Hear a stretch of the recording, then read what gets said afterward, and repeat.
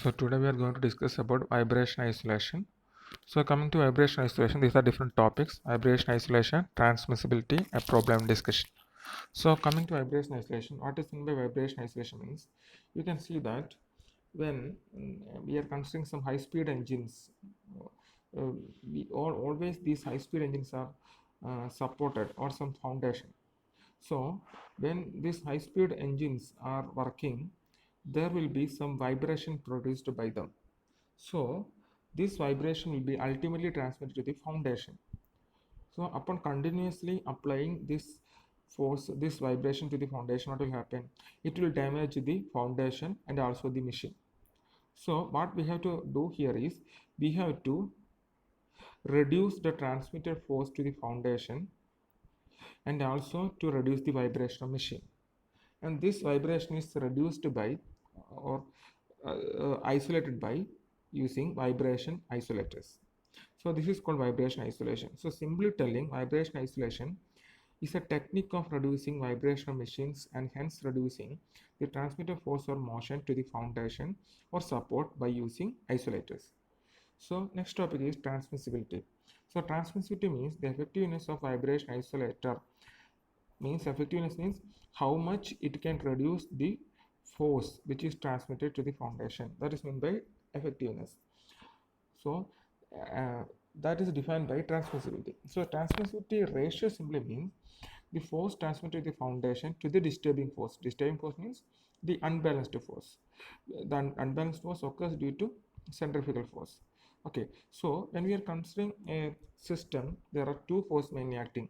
If you are considering a spring damper system, so there is a spring and there is a damper. So the two forces produced by this, one is Ks max, the spring force, the other is damper force, that is C omega x max. So these two, the resultant of these two forces will be the total force which is transmitted to the foundation. That is called Ft. So here you can see that it is represented as vector diagram using a right angle triangle. So from the right angle triangle you can see that Ft is equal to, Ft is the diagonal, so Ft is equal to square root of C omega x max whole square plus K x max whole square.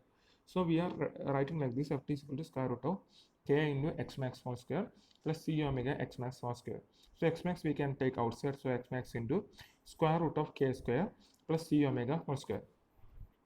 But here x max, which means the maximum amplitude, that is already we derived earlier in the previous video lecture. We discussed x max equal to f by k by square root of 1 minus omega n square whole square plus 2 theta omega n whole square. And also instead of omega n we have written r, that is ratio, frequency ratio. So here we can write f by k by square root of 1 minus r square whole square plus 2 theta r whole square. So here we are again, what is we are doing is we are keeping f on one side and we are taking all other terms to the other side. So f is equal to x max into k into square root of 1 minus omega n square whole square plus 2 theta omega n whole square. So what is in the transmissibility ratio? It is the just a ratio between ft and f. Here already we got the value of ft and also now f. So taking the ratio we are getting like this, and cancelling common terms, the final equation for transmit ratio is getting like this: square root of 1 minus c omega by k whole square by square root of 1 minus omega by omega n square whole square plus 2 theta omega n whole square. And again substituting, instead of omega n we are substituting r, and instead of c omega by k we can substitute 2 theta r. So substituting that becomes equation like this, 8.44. Next we are doing is we are applying special condition. So at the resonance, what will happen? Omega will be equal to omega n, so r will be equal to 1. So this equation will be reduced as to, in the numerator r will be equal to 1, in the denominator first term will become 0, second term r will become 1. So final equation, transmit ratio equal to square root of 1 plus 2 theta whole square by 2 theta. If no damper is used, what will happen? Theta will become 0. So transmit ratio equal to 1 by 1 minus r square.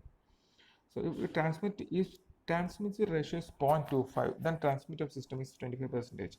What does that mean? Means suppose in question they are telling like this: if the system transmit or system absorbs 25% of the force, transmitted, or the system isolate 25% of the force transmitted to the foundation, which means here force transmitted means here in case of force transmitted 25% is isolated, means 25% is absorbed.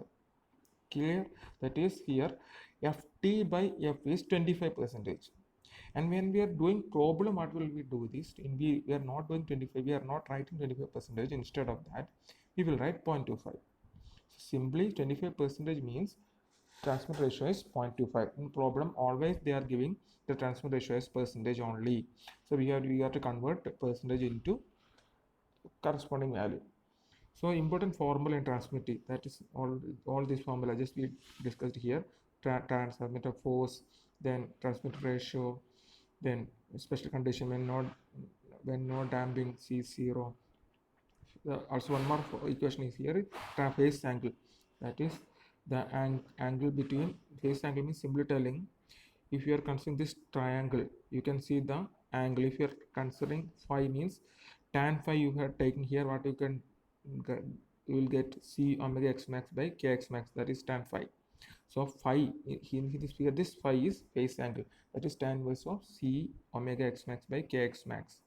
So that is the phase angle. Then transmit ratio, that is also already we discussed. When no damping is used, you can substitute C equal to 0. At resonance, omega will be equal to omega n. And one more thing we are discussing here is the equation x max, that is for speeds s greater than or equal to, for speeds greater than or equal to 800 rpm. Suppose if the question is given the speed is greater than 800 by something value greater than 800, then you have to use this equation x max is equal to f by m into omega square minus omega n square. And speed is less than 800, what will happen? X max equal to f by m into omega n square minus omega square. That is, you have to replace the position omega square and omega n square, just reverse the position. Clear? Then we are going to a problem. A machine weighing 700 Newton is mounted on springs of stiffness 11 kilonewton per centimeter with an assumed damping factor 0.2. A piston within the machine weighing 20 Newton has a reciprocating motion, the stroke of 75 mm, at a speed of 3000 rpm. Assume the motion of the piston to be simple harmonic. Determine the amplitude of motion, the phase angle, the transmissibility, phase angle of the transmitted force. Then, so here substituting the different value, W is given 700, so mass is 700 by 9.8, K is given, so omega n is root of K by M, damping factor is C by Cc 0.2, piston weight W1 is 20, and 3000 rpm, crank radius R is equal to L by 2. So piston force is usually we are considering as centrifugal force, so omega is equal to 2 pi n by 60. So the unbalanced force of the piston is given by centrifugal force, that is m1 r omega square. So it is getting 7.5 Newton. Cc is 2m omega n. Then C by Cc is 0.2. C is 0.2 into Cc. So next we are finding amplitude, that is x max equal to f by square root of C square omega square plus k minus m omega square whole square. So x max equal to 1.248 into 10 raised to minus 3 meter. Then phase angle we are finding like this. That is already we know C omega by k minus m omega square. Okay. Because here you can see one thing, means here they have written tan versus C omega by k minus m omega square. Usually we are writing k x only. Why it is k minus m omega square? Means k minus m omega square means here we are considering the mass also. Here we are considering the mass of the what? 71 point something, means mass of the machine, right? Mass of the machine also we are considering. That is why in the phase angle we are considering a new term m omega square. So we are getting phase angle as minus 10, converting into positive 180 minus 10, that is 169. So force transmitted Ft is equal to x max into square root of k square plus c square omega square. Then transmit ratio Tr is equal to Ft by F, that is 0.2589. Then we are going to phase angle. So phi is equal to tan inverse of C omega by K. This is the phase angle between transmitted force and excited force. Clear? Means you have to check both these, then it is asking between transmitted force and excited force, you have to use this C omega by K. Here what is happening between applied force and excited force, that both are important, you have to check both them clearly. So next we are moving to next problem. An engine of 560 Newton is mounted on isolators of stiffness 1 kN per mm and a damping factor of 0.25. The piston of the engine weighing 30 Newton has a stroke of 80 mm. The engine runs at 3000 rpm. Determine the force transmitted to the foundation. So damping factor we know, piston weight we know, so stroke L is given, so R we can find L by 2, N is given 3000, so omega is 2 pi n by 60. The dynamic coefficient C is equal to 2m omega n equal to root of 2 k by m, then C by C is 0.2, then damping force is force applied is equal to F1 R omega square, then maximum amplitude F by square root of C square omega square plus K minus m omega square whole square, then force transmitted, that is X minus equal to Ft by square root of C square omega square plus K square. So this much is the problem. Thank you.